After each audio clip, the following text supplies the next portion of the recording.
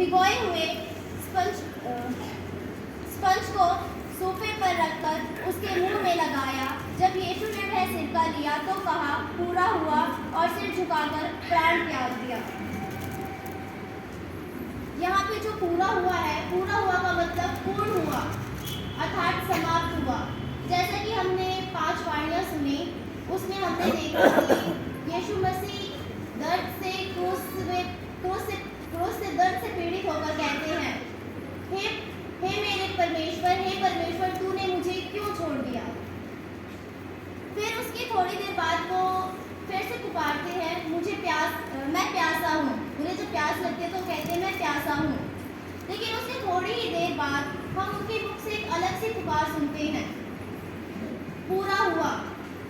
ये जो पूरा हुआ था वो उन्होंने किसी टूटे हुए व्यक्ति की तरह या फिर किसी हारे हुए व्यक्ति की तरह नहीं, बल्कि एक विजेता की तरह, एक योद्धा की तरह, क्रूस के सोल्जर की तरह, आनंद की तरह और उत्साह से भरी हुई बात कही। अब यहाँ पे जो पूरा हुआ का अर्थ क्या है?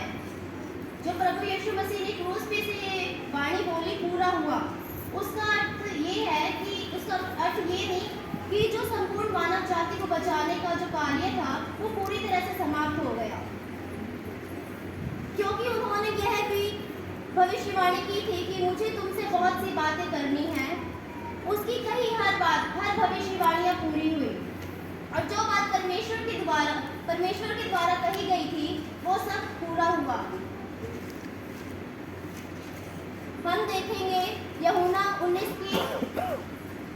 16 की 12 और 13 में, उसमें लिखा हुआ है, मुझे तुमसे और भी बहुत सी बातें कहनी हैं, परंतु अभी तुम उन्हें सह नहीं सकते। परंतु जब वह अर्थात का आत्मा आएगा तो तुम्हारे सब सत्य का मार्ग बताएगा, क्योंकि वह अपनी ओर से न कहेगा, परंतु जो कुछ सुनेगा वही कहेगा और आने वाली बातें तुम्हें बताएगा।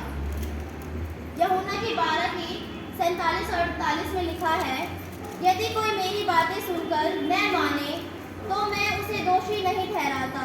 मैं जगत को दोषी ठहराने के लिए नहीं, परंतु जगत का उद्धार करने के लिए आया हूँ।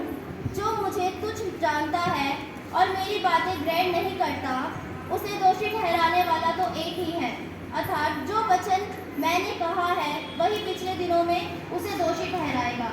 जो प्रभु यीशु मसीह यहाँ को स्पष्ट रूप से हमें बताते हैं कि वो एक बार फिर इस दुनिया में आएंगे और हमें बहुत सारी